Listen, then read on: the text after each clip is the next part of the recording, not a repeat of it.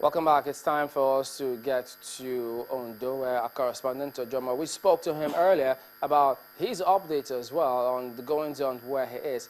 Here's his report.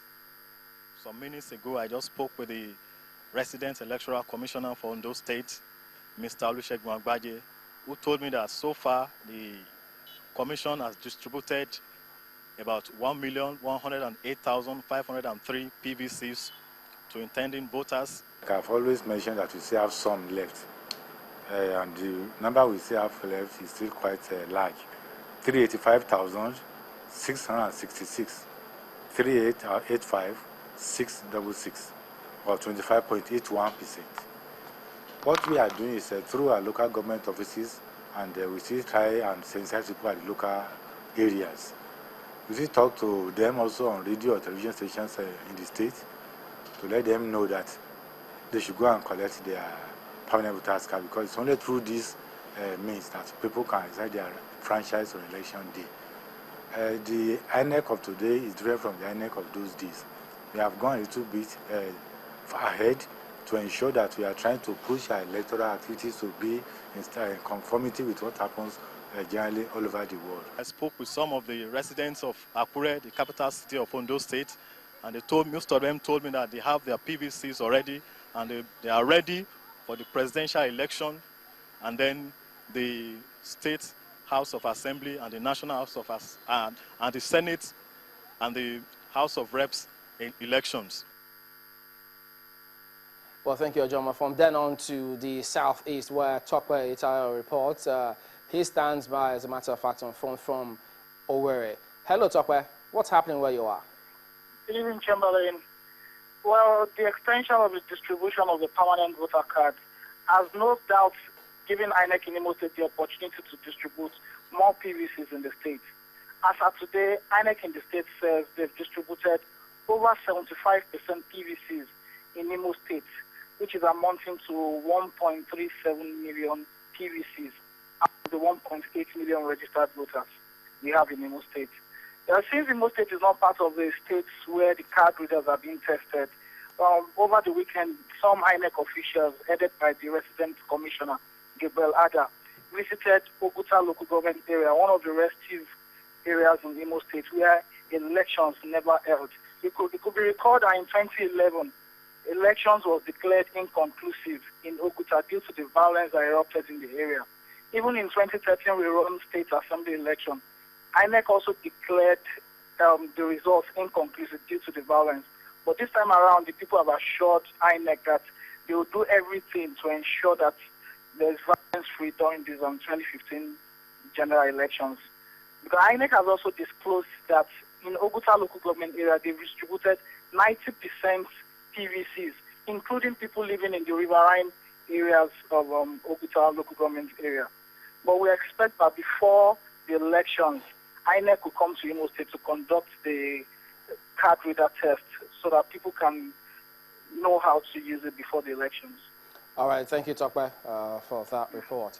Well, Prince Seriki, well, what Dr. Baba Ahmed was saying, look, that is a facade that your party is presenting. The real reason is they don't want this to be used so you can manipulate the results. Is that correct? That's not very correct. It's not correct at all. You see, I can appreciate, like I said before, the excitement of the APC, and my brother Abba is mixing up points. His reaction to issues has shown they are merely not attuned with the reality of how elections are done. What is the reality? The reality is, apart from the presidential election, there is a senatorial election. There is a federal House of Representatives election. In a particular constituency, where a whole local government that constitutes 60% of the population of that area is disenfranchised. That's a micro contest. Aside of when I mention Shagam local government now, there are two other local governments that make a federal constituency.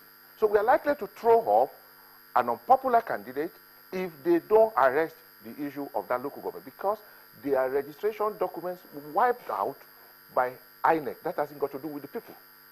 Ditto in other local governments like Imekwafo. You're assuming that will not be sorted out with this that is, 2-week that is why we are insisting. You see, there's a difference between eagerness to win fraudulently and a desire to win a perceived free and fair election, as the PDP is doing.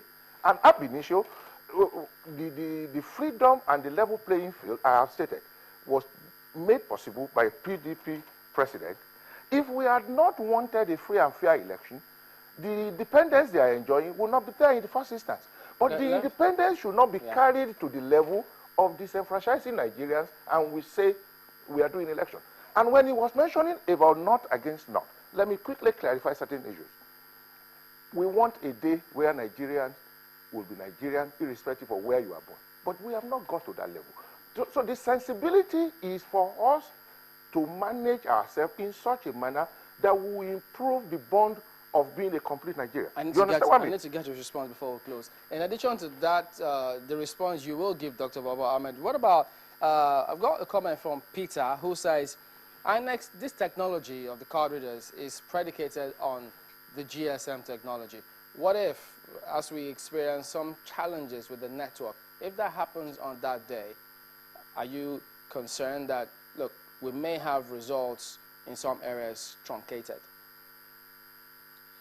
No, I think that there is some misunderstanding about the connection, the linkages between the card reader itself and communication. The card reader is a standalone technology, but it does have some capacity for communication later.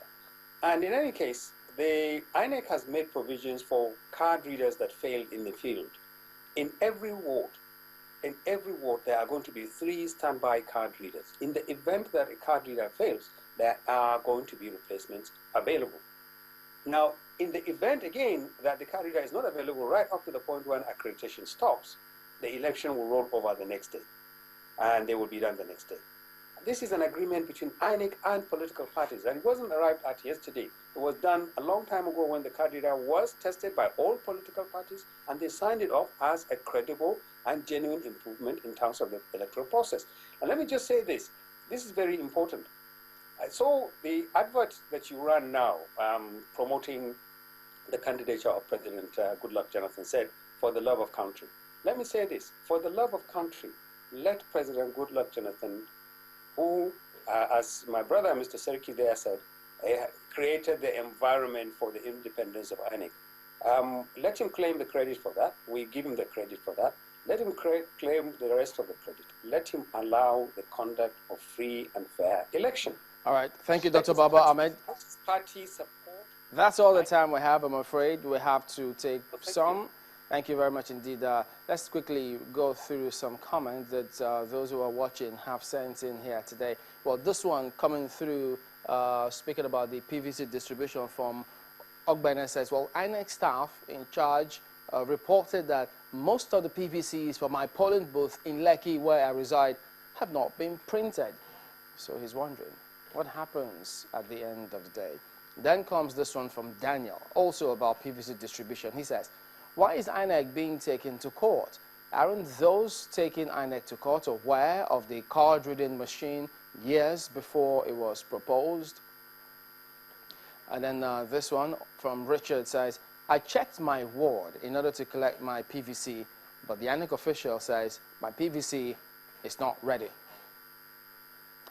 So there you go. We thank you all for your comments, and we also thank you for watching. We thank Dr. Baba Ahmed, a member of the APC, who joined us from our studios in Abuja, and then Prince Segun Seriki, a member of the PDP, here in our studios. From all of us here today, I'm Chamberlain Uso.